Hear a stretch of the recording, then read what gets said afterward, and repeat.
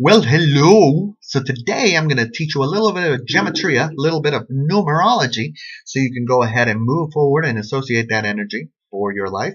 And what is geometry? What is numerology? Is basically associating letters and numbers to letters, and seeing how the numbers have particular energies. Henceforth, the letters in your name and in names throughout history have particular energies that are clearly resonable, and if you see it, it's obvious.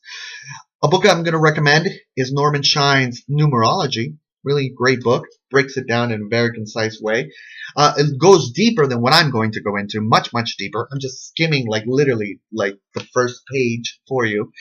Just giving you the basics because we're doing that series on the New Testament. And so I'm going to break down the names like Jesus, David, those kind of things in numerology and break it down for you. But first, and later on in the video, like I said, I'm going to show you how to break down your own name. But first, we're going to break down the energies. So, number one symbol is for each number is associated to an energy. So, number one is associated to being, ego, leadership, personal resources, and personal identity. So, me, understanding yourself, the oneness, the singular element. Number two, duality, feelings, caring, either, so having to make a choice, imbalance, conscious mind. Number three, personal creativity, action, forcefulness, initiative, service. Now, I want to say a little bit about personal creativity and difference between the other creativities. Personal creativity is more about what you feel, what is internalized, so it's personal. So your creativity is from a personal perspective. Number four, logical thought, practicality, instincts, the concrete material world. So we've got the four elements, wind, water, fire, earth, the concrete material aspects. Then you've got number five, the senses, expansion, flexibility, learning. So basically transformation. Five is able to transform. Number six, intellectual creativity, imagination, fantasy, abstract thinking. So intellectual creativity and difference between personal creativity is that you've got, it's not about yourself. It's not a personal, it's intellectual. So it's based on your sense of intellect, the information that you receive from the outside world. Then we've got number seven, setting limits, time, material attachments, limits to the material world, limits of the material world, and bridge to the spiritual world. So if you've got sevens in your chart, that's an association that you can see in your chart. Number eight, unconscious mind, transformation of material. So whereas number four, and you had the concrete material world, now with the number eight, you've got the transformation of material. So you see a progression as we go up in numbers.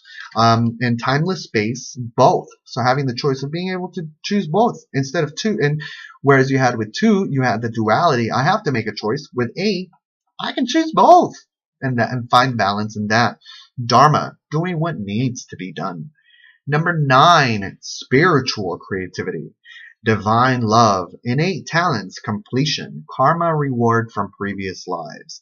So spirit, whereas you've got intellectual creativity, this based on what you've learned, spiritual creativity comes from an outside, beyond the senses, beyond the five senses of what you're sensing from the spiritual realm. So 1 through 9, each one has an energy. So now I'm going to show you how to break down the chart with my chicken scratch. Hopefully you can make your own chicken scratch. 1 through 9, you want to take the numbers 1 through 9, and you want to write down the letters A through Z, and you want to associate each one of them to a number. Now this is a so very, very, very old technique. So as you associate each letter, then you take your name, and then you associate it to each one of the letters. So you give each letter has a value. So at the end, so for instance, we've got Francesco, which is my name. The value altogether is 39. So now, with 39, if I add those two together, I've got 12. And then if I've got 12, then I break it down to 3. So 3 is the personal creativity, Francesco, those kind of action. Yeah, associated with that.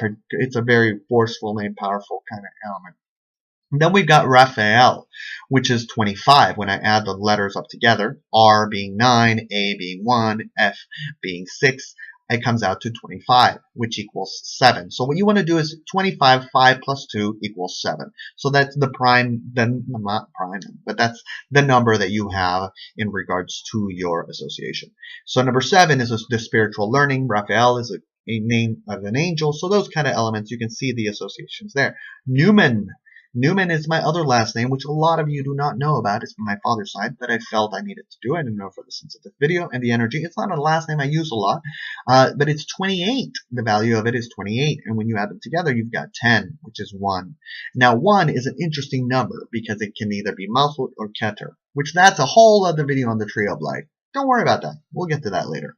Then we've got Rengifo, which is the last name that I most commonly use, and that numerical value is 44, which adds up to 8. So 8 is that particular energy that we've got. This material, timeless space, both balance, doing what has to be done. I can feel that. I can feel that with that particular last name. So those are, and now I'm going to tell you what I've got. So what you want to do is take all the numbers, right? All the numbers that you've gotten, and you're going to see what the frequency of these particular numbers are in the letters of your name. So in my name, I've got 5 1s. So various, it would either it being an A, a J, or an S. So either one of those, I've got 5 of them. So what does that mean about me? I've got ego. You can tell. I got a bunch of videos. I like hearing myself talk. But the sense of leadership, that kind of aspect, it's there. Then we've got in 2's column, we've got 0 relationships. They're kind of, my longest relationship was 6 months. I know. So that kind of building relationships, building that kind of working with another human being in that aspect. That's something that I need to strengthen within myself. Number 3, I've got 3. So that's kind of number 3. What was it? Let's go back to number 3. Personal creativity, action, forcefulness, initiative, and service. Yeah, it's there, but I could grow a little bit more. And now what I recommend is do this for your friends and see how they complement your particular chart, especially people that are really resonating for your soul, and see how they complement your chart. And I find that they do. Number 4, I've got a 1, logical thought, all that kind of stuff out the window. Personal instincts, concrete, material world. I can see that. Number 5, though, I've got a 9. I've got 9 number 5s, which is the senses, expansion, flexibility, learning. So I'm an Aquarius. Having 9 in a 5's column makes complete sense. Even though Aquarius is a fixed sign, there's a reasonable amount of creativity and transformation within myself. Number 6, I've got 5. Again, intellectual creativity, imagination, fantasy, abstract thinking. Of course, I'm wacky as wackadoo. So yeah, of course, if you follow me on Twitter, you know. Number 7, we've got a 1 in number 7, setting limits, time, material, attachments, those kind of things. So not really, I need to strengthen my 7s. And number 8, I got 0, I got nothings. I got nothings all together. But in the prime number, I got 3, 7, 1, and 8, or 10. So in the prime number, when you break down my name in like basics, that's the number. I've got an 8, but in overall, in the name, I don't got no 8. Interesting, huh? When they all come together, they form an 8. But that's how magic is. You can take stuff and put it together and make wah-wah. Number 9, I've got 3. I got 3 in number 9. So that's spiritual creativity. I can feel it. I can sense it. This has been a long video. Did you like it? Did you love it? Send me a like. Send me a please. Send me a thumbs up or a thumbs down. You're like, I don't like it. You're too long. I want to wish you a wonderful year. And I hope that you all have a wonderful year. Take care.